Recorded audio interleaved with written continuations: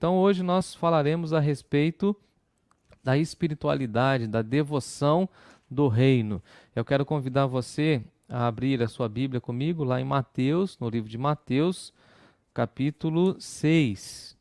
Enquanto você abre o texto bíblico, enquanto você encontra o texto bíblico, o mês de maio é o mês ah, dedicado à família. Então nós teremos, a partir da próxima semana, do próximo domingo, reflexões, mensagens voltadas à família. Hoje nós falaremos a respeito da espiritualidade, da devoção do reino, mas nas próximas semanas, nos próximos domingos, teremos aí mensagens voltadas para a família, criação de filhos, cuidado com a família nesse tempo da pandemia, tá bom?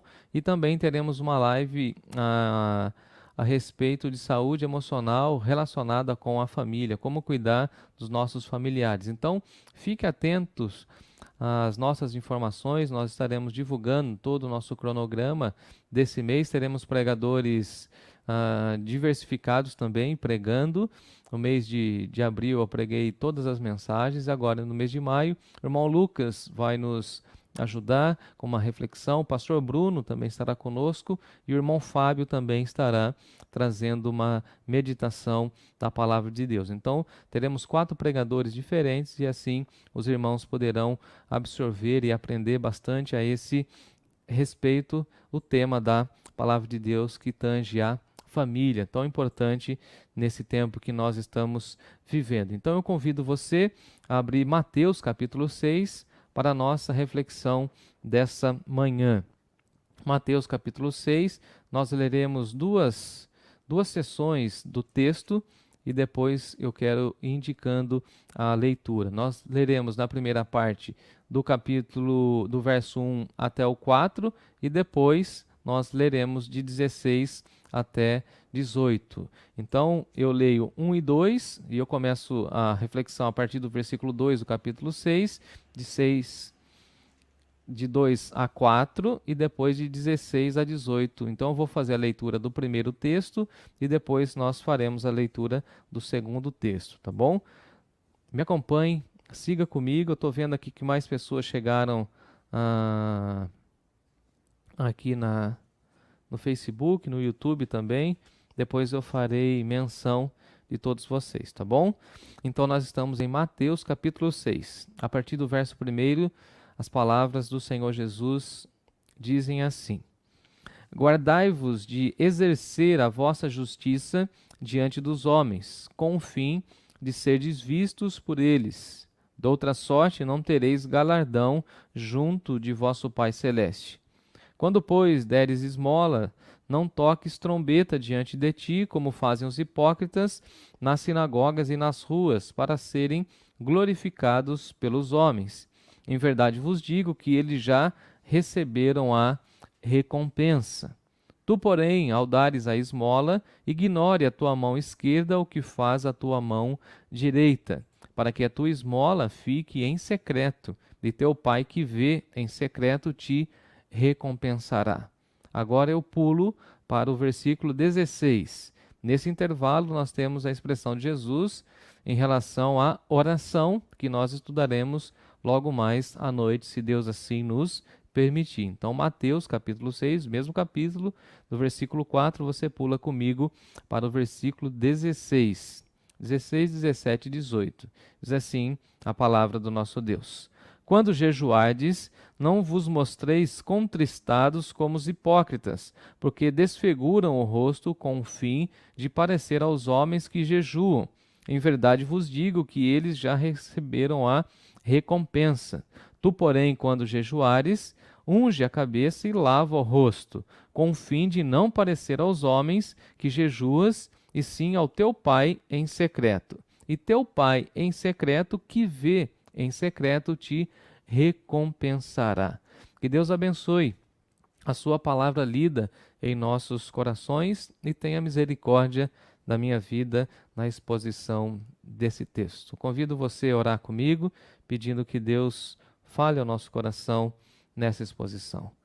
Senhor Deus, amado Pai, no nome de Jesus, somos gratos pela Tua bondade, somos gratos por mais esse dia E a nossa oração é que o Senhor fale ao nosso coração, que o Senhor trabalhe em nós, nos ajude, ó Deus, a ter uma espiritualidade saudável, bíblica, equilibrada nesse tempo em que nós vivemos, nesse contexto em que nós estamos inseridos, e que a Tua presença seja uma realidade nas nossas vidas.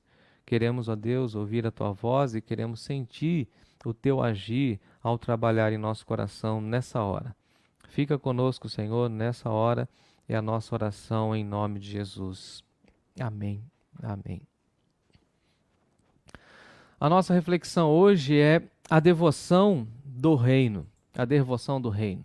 E é o mesmo tema de manhã e à noite. A devoção do reino, hoje nós falaremos sobre o jejum e a esmola. Então eu vou começar pela esmola, que é o primeiro tema que Jesus trabalha, e depois caminharemos a respeito do jejum.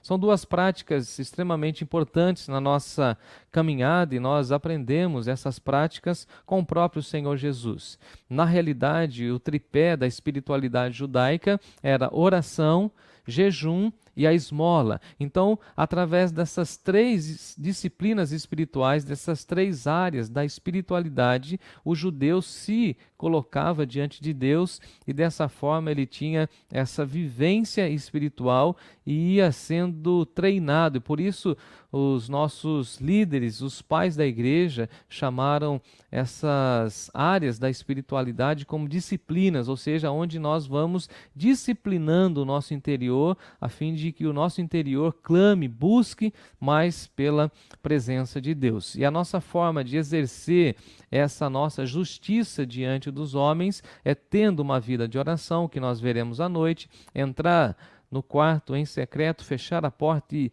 abrir o nosso coração ao nosso Pai, ser generoso por meio da esmola, e aqui a esmola não tem esse tom pejorativo como nós estamos acostumados e até habituados quando nós entregamos ou, entre aspas, ofertamos a alguém uma esmola como resultado final da nossa vida, quase que uma espécie de sobra, mas na realidade os judeus não tinham essa percepção e até mesmo na fala de Jesus não há essa percepção. Haja vista que em outro contexto Jesus fala a respeito daquela viúva pobre que deu a sua riqueza. E qual era a sua riqueza? Apenas algumas moedas, ou seja, da sua pobreza ela foi extremamente generosa, enquanto em detrimento dos ricos que tinham muito dinheiro, tinham muitas posses e davam ao Senhor aquilo que sobrava. No entanto, Jesus fala que aquela mulher cumpriu a vontade de Deus e que Deus recebeu a oferta daquela mulher. Não a quantidade expressiva dos ricos, porque os ricos estavam dando da sobra, enquanto aquela mulher estava dando da sua riqueza. Mas ela não era rica, ela era pobre, mas o seu coração era extremamente rico. Mostrando então que a questão da esmola não tem a ver com o valor, mas tem a ver com a motivação. Então nós estudaremos a esse respeito da motivação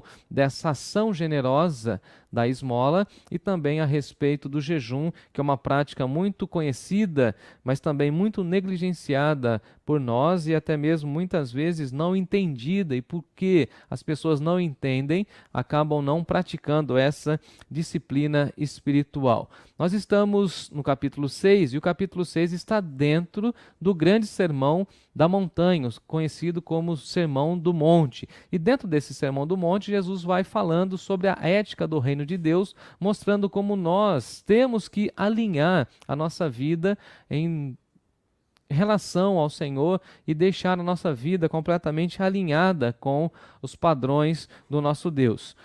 O capítulo 5, como nós já estudamos em outros contextos, vai falar de vários textos, de várias propostas do Antigo Testamento, por exemplo, da vingança, do amor ao próximo, e é muito curioso como, logo na sequência desse tema do amor ao próximo, que está aí no capítulo 5, a partir do verso 43 até o 48, Mateus vai colocar, logo na sequência, essa prática da justiça. E aí nós entramos, então, no capítulo 6, do Evangelho de Mateus. E no capítulo 6, ele vai falar dessa prática da espiritualidade dos judeus, que também vai ser a prática dos cristãos no primeiro século e no decorrer da história da cristandade. Então nós temos esse tripé: a generosidade, aqui chamado de esmola, essa contribuição voluntária para socorrer as pessoas menos favorecidas. Nós temos o jejum como elemento de busca pela presença de Deus, como eu explicarei daqui a pouco, e nós temos a oração como esse relacionamento com o nosso Pai que está em secreto. Mas aqui, antes de entrar propriamente dito na questão da generosidade, eu preciso explicar primeiro o verso 1. Eu tinha até suprimido esse texto, esse verso. Eu gostaria, logo no início, já de entrar na questão da esmola e depois explicar o jejum, mas depois lendo novamente o texto ontem, eu achei melhor a gente explicar o verso primeiro, porque ele é a chave, ou uma das chaves de interpretação e de entendimento do que Jesus vai falar para nós logo na sequência. Jesus nos chama, no versículo primeiro, a tomar cuidado para não exercermos a nossa justiça diante dos homens. Então Jesus está chamando, convocando os seus discípulos a exercer, sim, a justiça. E nós conhecemos o padrão de Deus a respeito da justiça, e o que Deus espera de nós é que nós tenhamos as nossas disciplinas espirituais completamente vivas em nós. Ou seja, Deus deseja que nós tenhamos essa prática generosa e assim vamos dar a esmola, no sentido não pejorativo, como eu já disse, mas no sentido de estender a mão àquele que tem menos do que nós. Então nós temos que ter essa prática. Isso é uma prática de justiça pelas lentes do cristianismo e pelas lentes do Senhor Jesus, é uma prática de justiça. Vamos então jejuar, isso também é uma prática de justiça, porque ao jejuar, ao buscar a presença de Deus, ao querer confessar os meus pecados, eu também tenho uma nova postura diante de Deus e diante do meu próximo, e também a minha vida de oração, enquanto eu estou orando ao meu Pai que está em secreto, o meu Pai que está em secreto vai trabalhando no meu coração e eu vou tendo completamente o meu coração, a minha mente transformada pela presença do Senhor. Então Jesus nos chama para exercer a nossa justiça diante dos homens, mas não exercer a nossa justiça diante dos homens com o fim de serem vistos, ou seja, nós não podemos praticar as disciplinas espirituais com a finalidade de demonstrar uma performance espiritual, de demonstrar que nós somos mais santos ou que nós estamos numa plataforma diferenciada porque praticamos esse tripé da espiritualidade judaico-cristã.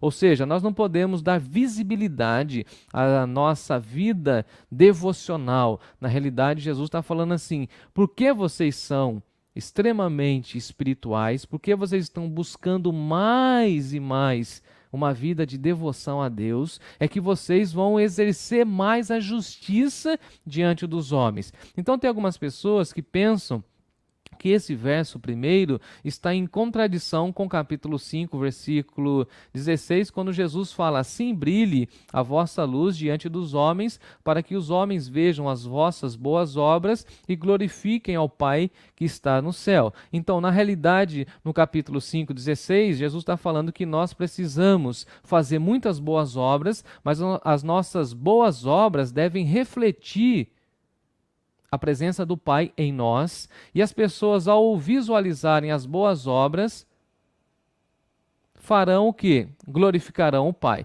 Então, as boas obras nossas têm a finalidade de mostrar a glória do Pai. Então, aqui no capítulo 6, versículo 1, Jesus está falando o seguinte: essas boas obras, essa prática de justiça, não é para que vocês tenham autopromoção, não, é para que vocês demonstrem a glória do Pai. É uma espécie de espelho. Quando as pessoas olharem para nós, verão que é o Pai atuando em nossas vidas. Então, dito isso, nós podemos ter esse entendimento, porque no versículo 1, Jesus fala o seguinte: se nós estamos fazendo ou praticando as disciplinas espirituais com o fim de de sermos vistos, de sermos reconhecidos, ou seja, de sermos venerados, de termos muitas curtidas, muitos likes nas redes sociais, de termos muita visibilidade.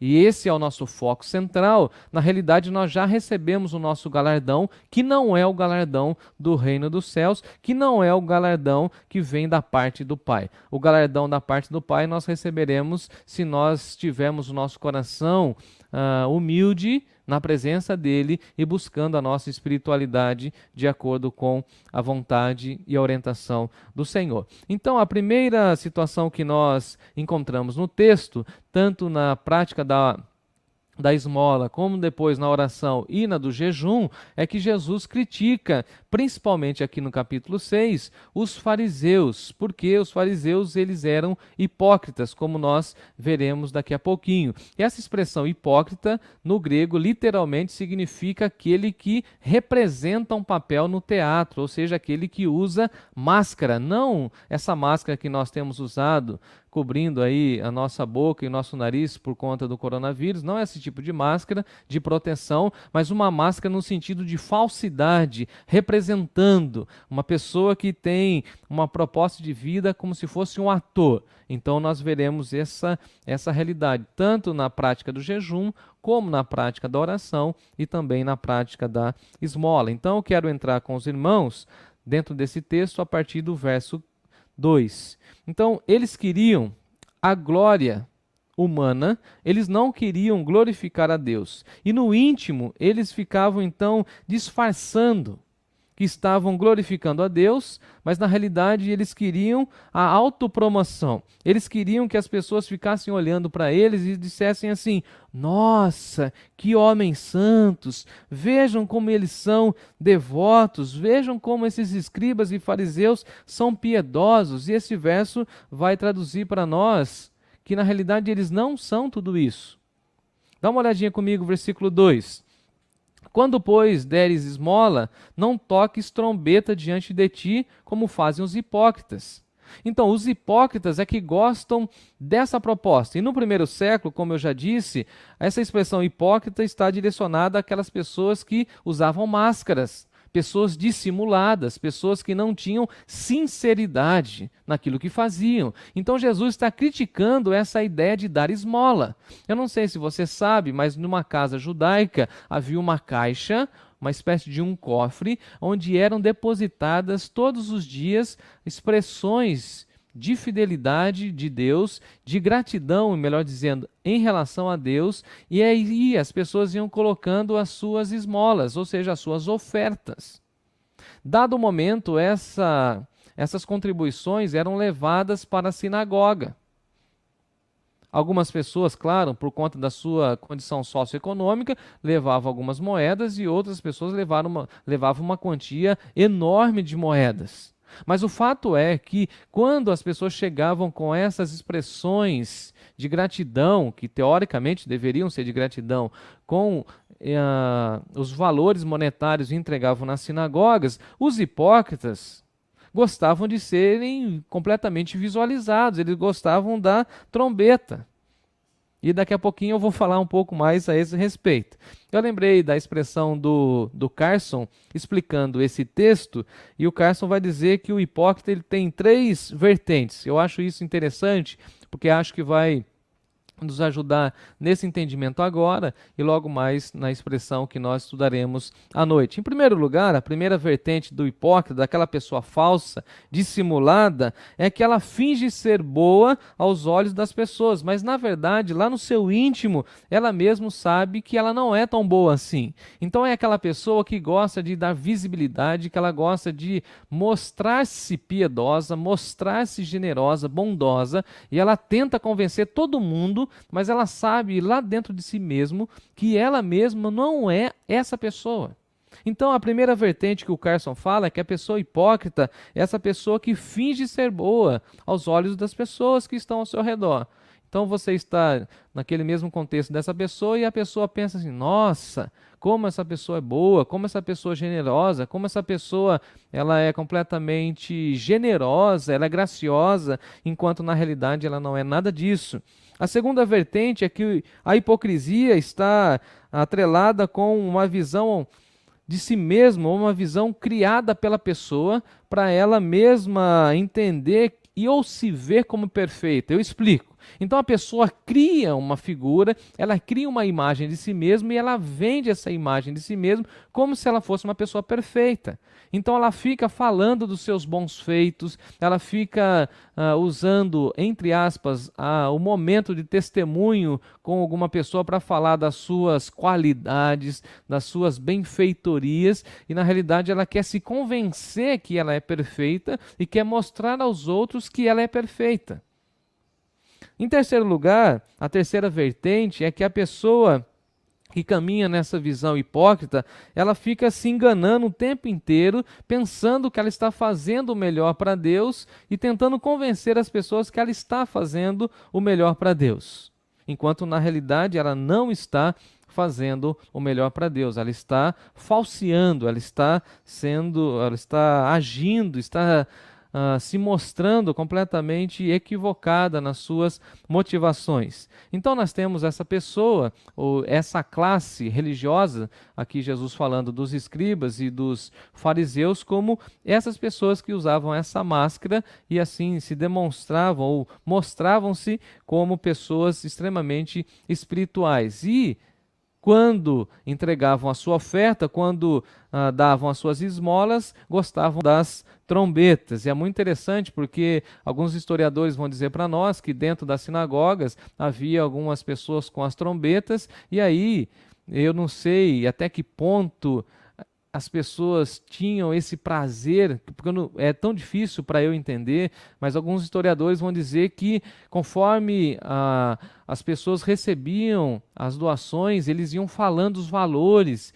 e aí quem dava a melhor oferta, uma oferta robusta, ou até mesmo uma quantia expressiva, recebia trombetas. E aí algumas pessoas começavam a tocar a trombeta e falar: olha, como essa pessoa trouxe muito dinheiro, como essa pessoa trouxe muitos recursos. Mas também interessante que os necessitados da época, quando recebiam as esmolas, saíam gritando de alegria, com muita vibração pelo valor recebido, até mesmo porque nós sabemos a miséria que havia no primeiro século. Então Jesus está falando o seguinte: olha, deixa a pessoa feliz, deixa a pessoa celebrar, deixa a pessoa que recebeu o donativo ficar feliz. Não toque você trombeta para si mesmo e não permita que outras pessoas toquem trombeta para você. Olha o que ele diz no versículo 2: Quando, pois, deres esmola, não toques trombeta diante de ti, como fazem os hipócritas,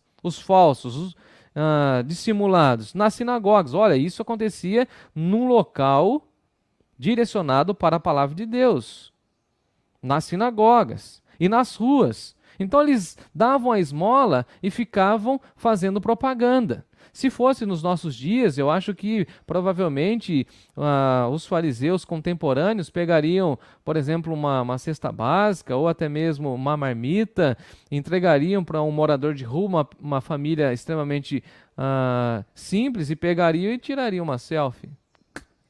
Tira uma selfie, põe no Facebook e mostra como ele é generoso, como ele é bondoso. Haja vista, amados irmãos, com muita tristeza, logo no início da campanha nós fomos, como que eu posso dizer, a gente foi acionado por uma família que precisava de alimento. E aí na conversa a gente foi entendendo um pouco as necessidades da família e a senhora pediu uma única coisa para nós, que se possível nós não tirássemos foto dela, foto da família recebendo o kit, cesta básica, enfim, todos os donativos que a igreja poderia oferecer. E eu não entendi, eu falei assim: mas eu não estou entendendo a questão da foto, senhora. E ela falou que uma outra comunidade da nossa macro-região aqui da Zona Norte havia entregado à família dela a questão dos donativos e havia tirado fotos dela com os filhos e os donativos das famílias ali naquela região por onde eles haviam atuado, e depois haviam colocado essas fotos na página do Facebook. Na hora que ela me falou isso, eu me lembrei dessa expressão do Senhor Jesus. Isso é hipocrisia. E por isso nós não damos visibilidade, não falamos às pessoas que doam e não falamos às pessoas que recebem a doação, porque isso vai ferir o nosso senso de justiça. O que o Senhor Jesus disse para nós é que nós não precisamos da glorificação e nem da exaltação dos homens. Então, quando nós temos essa busca pela devoção correta diante de Deus, a gente tem o nosso coração generoso, mas essa nossa ação generosa não quer trazer para nós visibilidade. Olha o que Jesus disse. Nós não podemos fazer isso para sermos glorificados pelos homens. Em verdade, vos digo que eles já receberam a recompensa. E qual a recompensa de uma pessoa vaidosa, dissimulada, sem sinceridade? Ela quer ser vista, ela quer ser notada, ela quer que todo mundo fale que ela é uma pessoa generosa. Aí Jesus nos orienta no versículo 3. Tu, porém, ao dar uma esmola, ao cuidar de alguém, ao ser generoso, ignore a tua mão esquerda o que fez a direita, ou seja, ninguém precisa saber, é você e Deus. Isso está em secreto. Versículo 4, para que a tua esmola, tua ação generosa, fique em secreto, e teu Pai que vem em secreto te recompensará. Se você quer visibilidade, você pode entregar e demonstrar, querer demonstrar a sua devoção. Você já recebeu a recompensa. Mas se você está fazendo para Deus, Deus vai te recompensar. Se você quer os aplausos humanos, é só você se demonstrar bom. Mas se você quer cumprir a justiça de Deus, Deus vai ver, Deus vai te recompensar, porque Ele conhece as suas motivações. Então, o que nós aprendemos aqui é que nós não podemos buscar a visibilidade. As pessoas que ficam fazendo propaganda de seus feitos já receberam a recompensa. Ao passo que o discípulo de Jesus busca a presença de Jesus e entende as pessoas que precisam. Os discípulos de Jesus repartem aquilo que têm e ajudam, distribuem, partilham. Mas não partilham com o desejo de mostrar que são justos. Partilham porque se sentem justos e muito agradecidos por Deus. É você que atende uma pessoa no seu portão e entrega um prato de comida, entrega a sua oferta, entrega uma cesta básica, estende a mão a alguém, ajuda a comprar um medicamento, e você faz isso, eu faço isso, nós devemos fazer isso, porque é um ato de justiça diante de Deus, sim, mas sem visibilidade. Não precisamos ficar falando, tocando trombeta, postando nas redes sociais aquilo que nós fazemos, porque isso não agrada ao Senhor. O que agrada ao Senhor é a nossa devoção particular, porque Deus vê a motivação do nosso coração e recompensa aqueles e aquelas que fazem em secreto. Quero caminhar com a questão do jejum, que eu acho que também é importante para nós, em termos da nossa devoção, só lembrando que no nosso pacto das igrejas batistas, a gente fala de crescimento na espiritualidade e a gente fala do compromisso solene de manter uma devoção particular.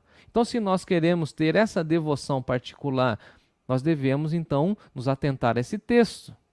A justiça da generosidade de forma particular e a questão do jejum a partir do versículo 16. Jesus fala, na realidade, sobre o real sentido do jejum. E Jesus está citando quase que literalmente Isaías capítulo 58, porque em Isaías capítulo 58 as pessoas não haviam entendido, o povo de Deus não havia entendido o que de fato significava o jejum.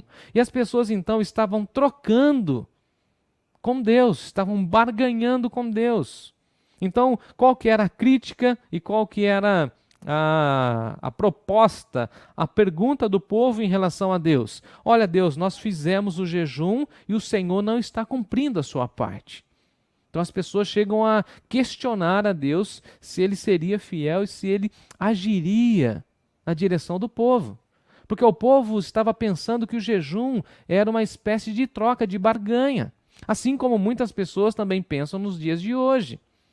E aí o texto prossegue lá no capítulo 58, infelizmente por conta do tempo nós não teremos como navegar naquele texto, mas o próprio Senhor diz assim: esse é o jejum que eu pedi a vocês, Se não o jejum, que vocês soltem as ligaduras daqueles que estão presos, que vocês sejam pessoas generosas, que vocês confessem os seus pecados. Então nós temos várias vertentes do jejum no Antigo Testamento.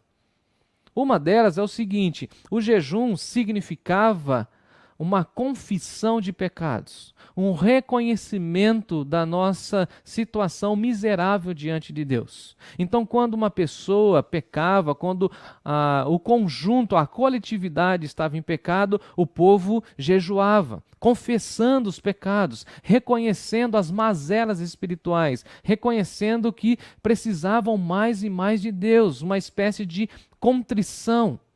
Segunda vertente para o jejum traz para nós a ideia de que nós vamos nos abster dos alimentos com uma única finalidade, de buscar mais a presença do Senhor, de ouvir com mais clareza a voz de Deus, de buscar uma resposta da parte de Deus. Então repare que essas duas vertentes que eu estou citando do jejum no Antigo Testamento têm a ver com a espiritualidade, com a devoção, não com a troca. Eu não vou fazer jejum para depois exigir que Deus haja na minha direção, que Deus haja na minha caminhada, porque eu fiz jejum. E é o que a gente vê muito nas redes sociais. Eu estou jejuando porque eu quero um emprego. E porque eu fiz jejum, Deus vai conceder o emprego novo, a casa nova, o celular novo, o tênis novo, enfim. Isso é troca, isso é barganha. E Deus não se agrada disso. Então, qual que é a finalidade do jejum? Eu me abster dos alimentos, e aí é claro que você precisa ter uma percepção do seu organismo, do seu corpo. Por exemplo, tem pessoas que, por conta de algumas dificuldades na saúde, não podem ficar muito tempo sem alimentação, que é o meu caso hoje. Por conta da retirada da vesícula, por exemplo, eu não posso ficar mais do que 2 ou 3 horas sem me alimentar, sem comer nada. Eu não posso. Tem algumas pessoas que têm diabetes e o índice de glicemia vai oscilar muito. Ele não vai poder, mas ele vai criar uma alternativa, uma possibilidade dentro da sua saúde para não prejudicar a sua saúde, para ele se abster de alimentos, para ele ter um momento de comunhão com Deus. E a brincadeira que eu faço é o seguinte: eu nunca vi ninguém, depois de sair, por exemplo, de uma churrascaria, falar assim: vamos então, depois da churrascaria agora, vamos para uma vigília de oração. Porque todas as energias do corpo daquela pessoa, depois dela comer, sei lá, 400, 500 gramas de carne, mais aquele palmito maravilhoso que tem nas churrascarias e tantas coisas, e mais o suco, enfim, depois de ter completamente o seu corpo abastecido, o seu corpo gastará as energias com a digestão desses alimentos. Então, a sua concentração na oração será completamente abaixo do normal. Essa é a proposta do jejum. É você não exigir que o seu corpo fique preocupado com outras coisas, a fim de que todo o seu ser, a integralidade do seu ser, esteja focado em Deus. Essa é a prática do jejum. E aí nós podemos entender as expressões da palavra de Deus, que nem só de pão viverá o homem. É uma disciplina espiritual que você está educando o seu organismo e educando a sua mente, dizendo que você depende de Deus. Então, qual que é o real sentido do jejum? Depender de Deus, confissão de pecados, quebrantamento, contrição, um coração quebrantado, que Deus não despreza. Mas para termos uma vida de jejum, essa prática devocional, nós não precisamos, amados irmãos e irmãs, da visibilidade nisso. Sei que o nosso tempo está indo embora, mas assim, é muito comum as pessoas ficarem divulgando. Eu até vi, infelizmente, igrejas, por exemplo, na virada do ano, ensinando e falando: olha, está aqui vários itens que você precisa escolher 2 ou 3 para você jejuar em determinado momento desse ano. O jejum não é assim. Cada pessoa tem a sua prática e cada pessoa tem a sua relação com Deus. Dia desses eu recebi a propaganda de uma editora que estava fazendo propaganda de livros. Eu achei muito curiosa muito curiosa a indicação de um livro. E aí me perguntaram a respeito do livro no Facebook. uma pessoa de uma outra comunidade me perguntou e eu, bem na semana, tinha recebido a dieta de Daniel. E aí, então, o livro, pelo que eu vi, né, pouco que eu li, tratava-se da dieta de Daniel. E a dieta de Daniel é dieta com legumes e havia o jejum de Daniel e depois do jejum havia, então, a alimentação baseada nos legumes. E a minha fala foi o seguinte, é muito interessante que as pessoas querem a dieta de Daniel, essa prática de uma dieta, e jejum não é dieta, mas ninguém quer a vida de oração de Daniel. Então repare que isso é uma questão hipócrita. E aí vem Jesus e fala o seguinte, quando vocês jejuarem, não se mostrem contristados, ou seja, estou triste, porque estou sem alimento. Olha como os hipócritas faziam. Eles demonstravam no rosto, não, estou com tristeza, estou abatido. Eles desfiguravam o rosto, eles colocavam o rosto nas cinzas, que era uma prática comum na época, com o fim de parecer aos homens, olha o que está no versículo 16, que estavam jejuando. Então eles demonstravam na aparência, ou eles queriam demonstrar por meio da aparência, que eles estavam em oração, que eles estavam em jejum. Aí vem Jesus e fala o seguinte, em verdade vos digo que eles já receberam a recompensa. Se eles queriam se demonstrar piedosos, já receberam a recompensa. Porque jejum não significa isso. Jejum não é dieta para emagrecer, e jejum não é uma espiritualidade para dar visibilidade à sua espiritualidade. Jejum é uma prática entre você e Deus, ninguém precisa saber. Como uma vez que eu fui celebrar a ceia, e um pouco antes de celebrar a ceia, numa comunidade que eu fui pregar, numa igreja que eu fui pregar, uma pessoa veio me procurar e falou assim, pastor, um pouquinho antes de começar o culto, eu estou em jejum. Eu falei assim, que bom, meu irmão, Deus abençoe. Fique em oração. Mas eu quero perguntar para o senhor se eu posso celebrar a ceia em jejum ou não. Eu falei, não sei, conversa com Deus. É a sua relação com Deus. Mas foi nítida a forma como ele se aproximou de mim, porque ele queria mostrar para mim que ele estava em oração, que ele era mais espiritual. Jesus está condenando isso. Se você jejua e tem uma prática de jejum, jejue sim. Mostre contrição a Deus, não aos homens. Mostre a sua dependência a Deus e não aos homens. Porque senão você já recebeu a recompensa. Se você jejuar ou dar esmola para ser visto, você já recebeu a recompensa. E aí vem Jesus, e do versículo 17, de uma maneira brilhante na minha concepção, ele fala o seguinte, tu porém, eu gosto dessa expressão, tu porém, quando jejuares, ou seja, quando você for jejuar, unja a cabeça e lave o rosto. Ou seja, toma um banho, as mulheres dão uma maquiada tranquilo, os homens dão uma barbeada, se preparam, ou seja, sai para a rua normal. Não com aquele semblante desfigurado, com aquele rosto entristecido. Não, estou em contrição, quebrantamento. Não. Porque o jejum é uma prática entre você e Deus. E depois da prática do jejum, você precisa ter o seu coração completamente tomado pela santidade e também pela justiça. A expressão de Isaías capítulo 58, em que Deus fala, o que adianta você jejuar e você não ter amor ao próximo? O que adianta você demonstrar no Facebook que você é uma pessoa de jejum, mas se você vive em conflito com a sua família? O que adianta você ir orar no monte, jejuar no monte, se você não paga suas contas, se você não honra os seus compromissos? Então o que Jesus está falando é o seguinte, você deve jejuar sim, mas jejue buscando a presença de Deus. Em outras palavras, e para arrematar e chegar ao final da minha reflexão, é o seguinte, o jejum diz para nós assim, eu tenho fome de Deus, eu quero mais da presença de Deus. Eu quero confessar que sou pecador e ao confessar que sou pecador, eu vou reconhecer que Ele é santo, que Ele é grande, que Ele é excelso. Eu sou miserável, como Paulo diz, miserável homem que sou, mas Ele é o tremendo, o grande, o Senhor da vida.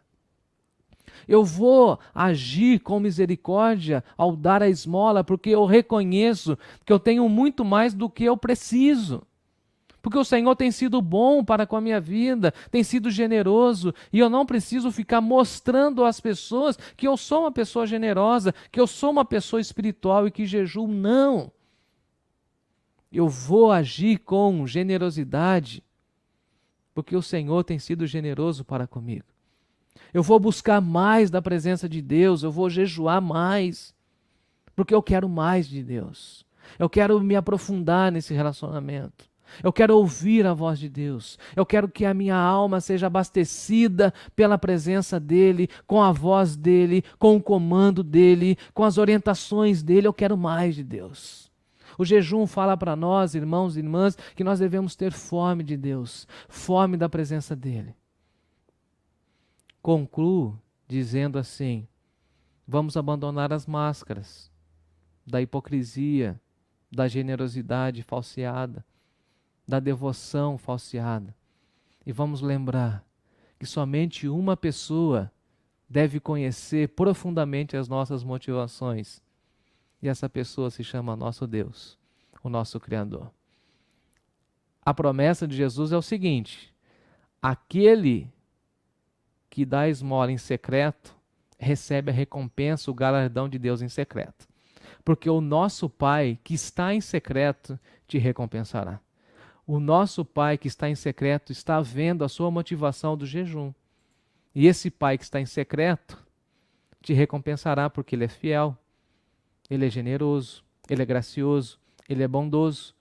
E um pouco mais disso nós veremos à noite, quando nós falaremos a respeito da devoção do reino e falaremos a respeito da oração.